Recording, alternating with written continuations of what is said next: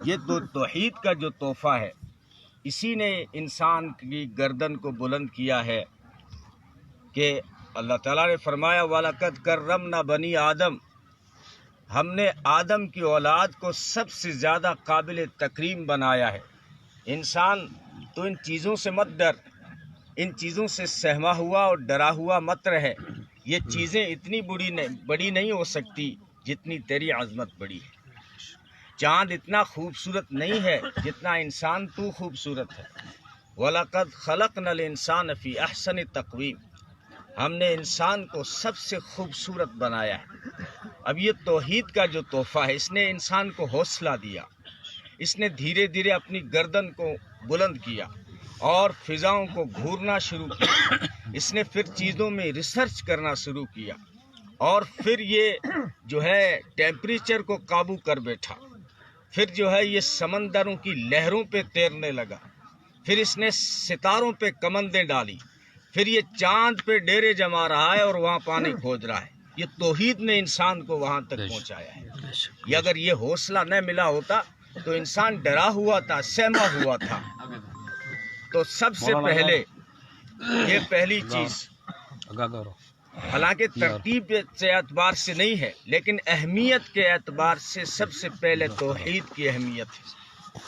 ہمارے معاشرے میں، ہماری سوسائٹی میں سب سے پہلے جس چیز کی ہمیں فکر ہونی چاہیے، ہمارے بارے میں، ہمارے پڑوسیوں کے بارے میں، ہماری سوسائٹی کے بارے میں، ہمارے معاشرے کے بارے میں، ہماری نسلوں کے بارے میں، وہ یہ ہے کہ ہماری نسلوں کا عقیدہ کیسے بچے، ان کے عقیدے کی حفاظت کیسے ہو۔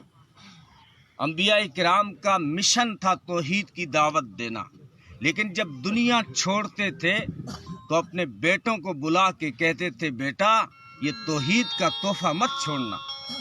ام کنتم شہداء اذ حضر یعقوب الموت، قرآن کہتا ہے کیا تم موجود تھے جب یعقوب کو موت آئی؟ کیا کہا انہوں نے اپنے بیٹوں سے؟ اذ قال لبنیہ، اپنے بیٹوں سے کہا کہ میرے بعد تم کس کی پوجا کرو گے، کس کی عبادت کرو گے؟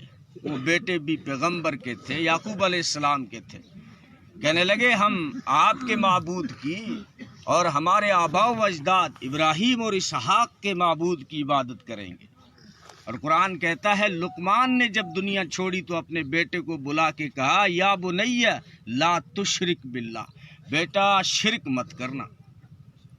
میں بڑی بڑی میلیں چھوڑ کے نہیں جا رہا، فیکٹریاں چھوڑ کے نہیں جا رہا، ایک تحفہ دے کے جا رہا ہوں، بیٹا یہ توحید کا تحفہ اپنا کے رکھنا، شرک مت کرنا۔ ان الشرک لظلم عظیم، اس لیے کہ شرک سب سے بڑا ظلم ہے۔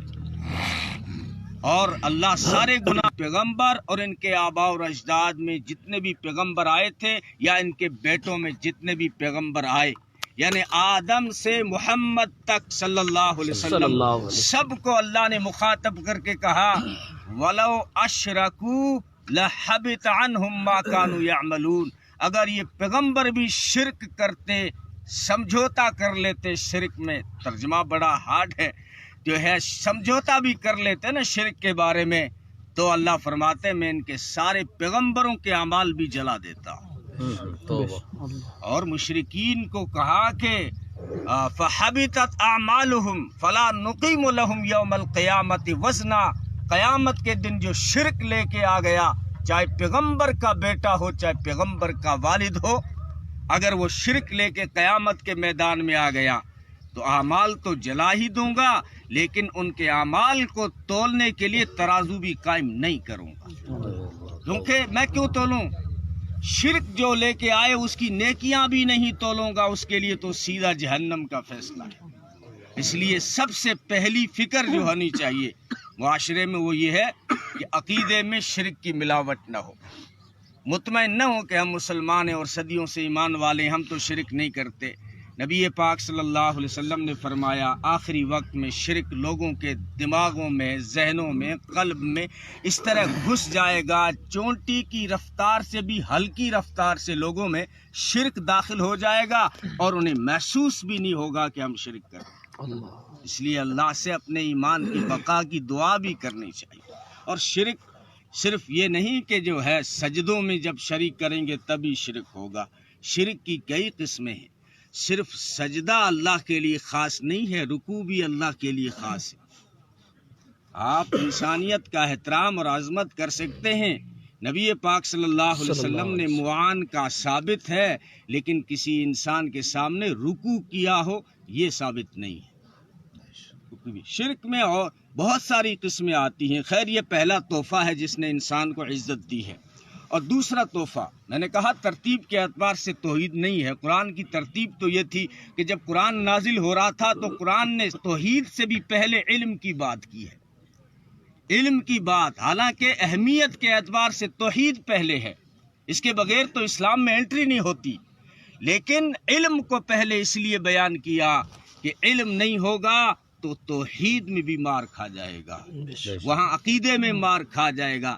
اس لیے علم کی عظمت کا اندازہ آپ اس بات سے لگائیے، قرآن جو 30 پاروں والا 23 سالوں میں نازل ہوا ہے، اس کی ابتدا یوں ہے، اقرا بسم ربک، اپنے رب کے نام سے پڑھ۔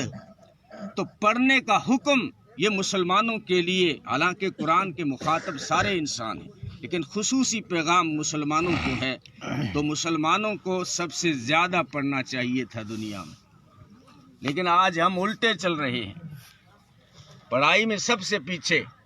ابھی ہم بیٹھے ہوئے تھے، قاری صاحب بات کر رہے تھے کہ ہم جو ہے شور تو واٹس ایپ پہ کر لیتے ہیں کہ دبئی میں مندر بن گیا، آپ گہرائی میں نہیں گئے کہ مندر کیوں بنا۔ کھاڑی عرب دیشوں نے آفر کیا تھا انڈیا کے، پاک کے، بنگلہ کے مسلمانوں کو کہ آپ کا ٹیلنٹ یہاں بھیجیے کمپنیوں میں، فیکٹریوں میں، ہم انجینئر چاہیے ہمیں، مسلمان ڈاکٹر چاہیے ہمیں، لیکن مسلمان ملے 70 سال پہلے کمانے گئے، کوئی بکریوں کا چرواہا تھا، کوئی اونٹنیوں کو چرانے والا تھا، زیادہ سے زیادہ اگر کوئی تھا تو ڈرائیور تھا۔ اب پھر انہوں نے دوسری قوموں کو آفر دیا کہ ہمیں انجینئر چاہیے، ڈاکٹر چاہیے، تو بہت ساری غیر مسلم قوموں نے دبئی کو، کھاڑی سارے دیشوں کو انجینئر بھی دیے، ڈاکٹر بھی دیے، تو ہم مسلمان آج بھی تعلیم میں پیچھے۔ حالانکہ یہ پہلا حکم تھا۔ علم وہ چیز ہے نوجوانوں جو چھوٹوں کو ایک حوصلہ دیتی ہے کہ بڑوں سے بات کریں، نہ گھبرائیں، آپ کو علم وہ حوصلہ دے دے گا کہ آپ آنکھوں سے آنکھیں ملا کے یوگی جی موجی جی سے بات کر سکتے ہیں اگر علم ہے تو۔ علم انسان کو حوصلہ دیتا ہے، دیکھا نہیں آپ نے، چھوٹا سا پرندہ ہے، ہدہد اس کا نام ہے، پیغمبر کی شان و شوکت، سلیمان علیہ السلام کا جلال اور حکومت، یہ حکومتیں کچھ بھی نہیں ہیں، جن کی جنادوں پہ حکومت ہو، ہواؤں پہ حکومت ہو، ہواؤں جن کا اشارہ مانے، ایک پرندہ چھوٹا سا ہے اور حکومت جلال میں ہے، شان و شوکت والی سلیمان علیہ السلام کی۔ انہوں نے اعلان کر دیا کہ ہدہد آئے تو بتا دینا، میں آج ذبح کر دوں گا اور سخت سزا دوں گا۔ جب اس کی ضرورت پڑی تو وہ غیر حاضر رہا ہے۔ ہدہد کے پاس علم زیادہ نہیں، علم کا ایک حصہ، ایک خبر تھی۔ جب وہ آیا لوگوں نے بتا دیا کہ وہ ہدہد آ گیا ہے، آپ سزا دیں۔ اب ہدہد پرندے کو سزا کے لیے بلایا گیا ہے تو وہ کہتا ہے اللہ کے پیغمبر مجھے سزا بعد میں دیں، جو ہے ذبح بعد میں کریں، پہلے میری بات تو سنیں۔ میں ایک خبر لایا ہوں جو آپ کو بھی نہیں ہے۔ یمن میں ایک عورت ہے بلقیس جس کا نام ہے، اور وہ تخت رکھتی ہے آپ کے جیسا، وہ سورج کی پوجا کرتے ہیں۔ آپ اللہ کے پیغمبر ہیں، ابھی تک دعوت نہیں پہنچی، وہ سورج کی پوجا میں لگے ہوئے۔ اللہ کے پیغمبر نے فرمایا ہدہد پرندے تیری بات تو صحیح ہے، لیکن میں دعوت کہاں سے دوں، وہ تو مجھ سے بہت دور رہا کرتی ہے، یمن میں رہا کرتی ہے۔ ہدہد نے کہا کہ اللہ کے پیغمبر آپ خط لکھ دیں، میں پہنچا دوں گا۔ طالوت کا واقعہ، یہ طالوت کیسے صدارت تک پہنچ گیا اور کیسے جو ہے لیڈرشپ تک پہنچ گیا، قرآن سے ہی پوچھ لیا کریں۔ وہ تو ایک غریب آدمی تھا، گدھے گم ہو گئے تھے، گدھوں کی طرح۔ ہمارا کوئی صدر ہونا چاہیے، کوئی لیڈرشپ ہونی چاہیے، ہماری قیادت ہونی چاہیے، کسی کو جو ہے قیادت آپ طے کر دیں۔ اللہ کی وحی آئی، یہ جو گدھوں کی تلاش میں طالوت آیا ہے، اسی کو جو ہے اپنی قیادت سونپ دیں، یہ آپ کا لیڈر ہے۔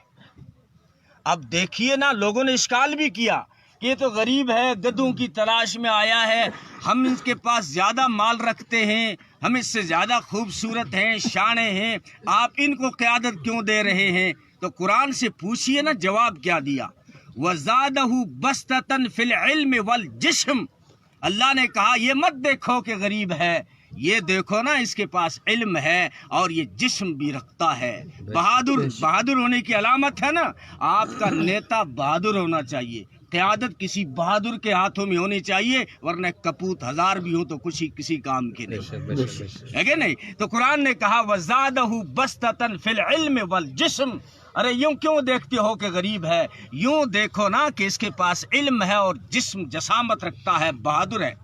تو قرآن دیکھو غریب تھا، علم نے قیادت دلائی کہ نہیں دلائی؟ نوجوانوں تمہاری خوبصورتی میں کہا کرتا ہوں یہ نہیں ہے کہ راڈو گھڑی پہن لی، سندھی اجرک گلے میں ڈال دی، سندھی ٹوپی پہنتا ہوں، قیمتی میرے کپڑے، اور آج تو میرا بچہ قیمتی کپڑے اسی کو سمجھتا ہے 10 جگہ جو پینٹ پھٹی ہوئی ہو سب سے بڑھیا مالدار چھوڑو تایا بیگن پیسہ کوئی کی پھاٹوڑی پیرے پھرے مول صاحب فیشن ہے، فیشن کو آنے مجبوری اتی فلم والا رہی داروں پیے کتے کھریا ہیٹھا گودا میری پھاٹی تینا فیشن بنائے دے چھڑی۔ یہ ہم مسلمانوں کا عجیب حال ہے، ہمارا خود کا سونا ہمیں نظر نہیں آتا، دوسروں کی مٹی پہ مر رہے ہیں۔ اللہ تعالیٰ نے کیا ہمیں آئیڈیل دیا تھا، رول ماڈل دیا تھا، حسینوں میں احسن، جمیلوں میں اجمل، کاملوں میں اکمل، شریفوں میں اشرف، نبیوں میں افضل، حسین نازنین محجبین بہترین، بالیقین شفیع المذنبین، رحمت للعالمین، راحت العاشقین، مراد المشتاقین، سید الانبیاء والمرسلین صلی اللہ علیہ وسلم، جو حسینوں میں احسن، جمیلوں میں اجمل، کاملوں میں اکمل، شریفوں میں اشرف، نبیوں میں افضل، رہبر و رہنما، بدر الدجا، شمس الضحیٰ، خیر الورا، محمد مجتبی، محمد مصطفیٰ صلی اللہ علیہ وسلم۔ میں جو ہے 1-2 منٹ جو ہے بتا دوں، جھلک دے دوں تھوڑی سی کہ ہمارا جو آئیڈیل رول ماڈل جو اللہ نے پیش کیا ہے، ایسا حسین، ایسا خوبصورت، ایسا جمیل کہ جو ہے امی عائشہ فرمایا کرتی تھی کہ جس نے حضرت یوسف کو دیکھا انگلیاں کٹا ڈالی، لیکن جس نے میرے یوسف کو دیکھا گردنیں کٹا ڈالی۔ فرمایا کرتی تھی کہ جب میرے آقا زلفوں کے بیچ میں میرے آقا کا چہرہ یوں نظر آتا تھا جیسے کالی گھٹاؤں کے بیچ میں 14ویں کا چاند چمک رہا ہو۔ فرمایا کرتی تھی میرے آقا جب زلفیں اٹھاتے تھے تو یوں محسوس ہوتا تھا کہ کالی بدلی سے 14ویں کا چاند نکل گیا۔ ربی بنت معوذ نے کہا کہ امی یوں نہ کہو کہ چاند نکل گیا، یوں کہو نا کہ سورج طلوع ہو گیا۔ ابو ہریرہ نے کہا کأن الشمس تجری فی وجہی، ارے ربی سورج طلوع کیا ہوتا ہے، ہزاروں آفتاب و ماہتاب میرے آقا کے چہرے میں چلتے اور چمکتے ہوئے نظر آتے۔ اور شاعر کہہ اٹھا کہ چاند سے تشبیہ دینا کوئی انصاف ہے، چاند میں ہے پرچھائیاں محمد کا چہرہ صاف ہے صلی اللہ علیہ وسلم۔ کیا حسین دیا تھا کہ محمد مصطفیٰ ہے خوشبو، ان کی ہر ادا ہے خوشبو، نبی کی گفتگو خوشبو ہے، پاکیزہ نگاہ خوشبو، نبی کا اسم ہے خوشبو، نبی کا جسم ہے خوشبو، مہک واللیل زلفوں میں تو چہرہ والضحیٰ خوشبو۔ نبی ختم الرسل کی نیند بھی بیداری جیسی ہے، نیند بھی بیداری جیسی ہے، نیند سے اٹھیں تو قانون دست بست عرض کرتا ہے آقا آپ بغیر وضو کے بھی مصلی پہ جا سکتے ہیں، کیونکہ نیند میں وضو ان کا ٹوٹتا ہے جو نیند میں غافل ہو جاتے ہیں۔ آپ سو بھی جائیں، آپ کی آنکھیں سوتی ہیں، دل جاگ رہا ہوا ہے، بلکہ اس کی یاد میں لگا رہتا ہے۔ ایسا حسین محمد میں ہیں 2 میمیں جنہیں 2 بار لب چومے صلی اللہ علیہ وسلم۔ آئے کتنا میٹھا نام دیا اللہ نے اپنے محبوب کو۔ نوجوانوں جانتا ہوں تم نے گڈرا روڈ کے لڈو کھائے ہیں، لیکن دعویٰ ہے اللہ نے اپنے محبوب کا نام ساری کائنات کی مٹھائیوں سے بھی میٹھا بنایا ہے۔ انور مسعود کہتا ہے کہ ان کا نام لبوں پر آئے میٹھا میٹھا منہ ہو جائے، ان کا نام لبوں پر آئے میٹھا میٹھا منہ ہو جائے، ان کے بول بہاروں جیسے اور اصحاب ستاروں جیسے، ان سا پیارا اور نہ کوئی، ان سے بچھڑ کے لکڑی روئی، ان سے بچھڑ کے لکڑی روئی۔ مشہور حدیثوں میں جو واقعہ ہے، جمعے کے دن جو ہے شاخ چھوڑ دیتے ہیں، تھوڑی سی جدائی برداشت نہ کر سکی، محمد عربی صلی اللہ علیہ وسلم نے اس کھجور کے سوکھے تنے پہ دست شفقت رکھا تو اس کی ہچکیاں بند ہو گئی۔ ہاں مسلمانوں، یہ ہمارے آقا کی سیرت ہے۔ دیکھیے نا کہ جو ہے سوکھے کھجور کے تنے کو تسلی دینے کے لیے آقا نے ممبر چھوڑ دیا اور دست شفقت رکھا۔ مسلمانوں کے لیے پیغام تھا کہ آپ کے معاشرے میں، آپ کی گلی میں، اگر آپ کے محلے میں کوئی غریب ہے، یتیم ہے، بیوہ ہے، اس سے سنبھالیے، یتیموں کے سر پہ دست شفقت رکھیے۔ تمہارے آقا وہ تھے جنہوں نے کھجور کے سوکھے تنوں پہ دست شفقت رکھا ہے۔ تو میں کہہ رہا تھا دوسرا تحفہ جس نے انسانیت کو عزت دی ہے وہ ہے علم کا تحفہ، علم۔ اور اس میں کوئی تقسیم بھی نہیں تھی۔ یہ تو انگریز کی سازش ہے کہ اس نے اسکول کے نظام سے اسلامی تعلیم ہٹائی، اور پھر جس وقت ملک تقسیم ہو رہا تھا اور انگریز کی غلامی میں آ گیا تھا، اس وقت ہمارے علماء کو سب سے بڑی فکر جو اس دیش میں تھی وہ یہ تھی کہ اس دیش میں اسلام کو کیسے بچایا جائے، اس دیش میں قرآن کو کیسے بچایا جائے، اس دیش میں سنت کو کیسے بچایا جائے۔ اس لیے انہوں نے زور دیا قرآن اور حدیث کی تعلیم پر، ورنہ آپ جانتے ہیں علماء کی بڑی تعداد ہے یہاں۔ ہمارے مدارس کی پہلے ترتیب یہ تھی کہ جس جگہ امام غزالی پیدا ہوتا تھا اسی جگہ البیرونی پیدا ہوتا تھا۔ کون تھا؟ الفارابی۔ کس نے دیا؟ ابن رشد۔ کس نے دیا؟ الکندی۔ دنیا کا سب سے بڑا انجینئر ہمارا مسلمان تھا، ہمارے اس مدارس کے اداروں سے نکلا الکندی، دنیا کا سب سے بڑا انجینئر۔ اور وہ کون تھا؟ ابن رشد، جو غرناطہ میں پیدا ہوا، اندلس۔ ہاں، لیکن اندلس کی تباہ کاری اس لیے آئی کہ مسلمانوں کے صفوں میں اتحاد جب ٹوٹا تو تباہ ہوا اندلس بھی۔ یہ یاد رکھیں، آپ کچھ بھی حاصل کر لیں، اگر تمہاری صفوں میں اتحاد نہیں ہے تو کوئی قوم کوئی چیز تمہیں زوال سے نہیں بچا سکتی۔ اتحاد ضروری ہے۔ کسی مفسر نے کیا پیاری بات لکھی ہے کہ اللہ طاقتور کیوں ہے جانتے ہو؟ اسی لیے طاقتور ہے کہ وہ ایک ہے۔ اگر دو ہوتے تو لڑائیاں شروع ہو جاتی۔ اگر تم بھی طاقت پیدا کرنا چاہتے ہو، اپنی صفوں میں اتحاد پیدا کرو، ایک ہو جاؤ، تمہارے اندر بھی طاقت پیدا ہو جائے۔ انگلیاں، بکھری ہوئی انگلیاں لقمہ بھی نہیں اٹھا سکتی۔ ہو سکتا ہے آپ کچھ اور اٹھا لیں، کھیر نہیں اٹھا سکتے، ہے نا؟ تو اس لیے اتحاد ضروری ہے، اتحاد ضروری ہے۔ نماز ایک ٹریننگ ہے، کیوں دی گئی؟ نماز تو گھر میں بھی ہو سکتی تھی، اور گھر میں پڑھنے میں مجھے لگتا ہے کہ وہاں اخلاص زیادہ ہوتا، کوئی ریاکاری بھی نہیں، کوئی دیکھتا بھی نہیں ہے کہ نماز پڑھ رہے ہو کہ نہیں پڑھ رہے ہو۔ لیکن وہاں دکھاوا بھی ہو رہا ہے نا کہ فلانا صاحب 5 وقت مسجد آ رہا ہے، سب دیکھ رہے ہیں۔ اس کے باوجود مسجد میں بلا کے صف میں کھڑا کیا تاکہ تمہاری صفوں میں اتحاد قائم ہو سکے، اور وہاں پہ اونچ نیچ کا سارا فرق ختم کر دیا۔ ایک ہی صف میں کھڑے ہو گئے محمود و ایاز، نہ کوئی بندہ رہا نہ کوئی بندہ نواز۔ سرپنچ صاحب بھی وہیں کھڑے ہیں، اور غریب مولوی بھی وہیں کھڑا ہے، مزدور بھی وہیں کھڑا ہے، اور سیمنٹ سے لدے ہوئے کپڑوں والا بھی پاس میں کھڑا ہے۔ ایک ہی صف میں کھڑا کر کے اتحاد قائم کرنا چاہتے ہیں مسلمانوں کی صفوں میں۔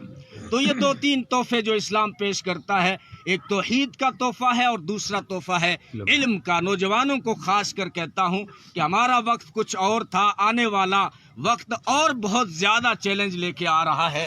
اس میں آل راؤنڈر کی ضرورت ہے۔ اسلام نے علم میں تقسیم نہیں کی ہے۔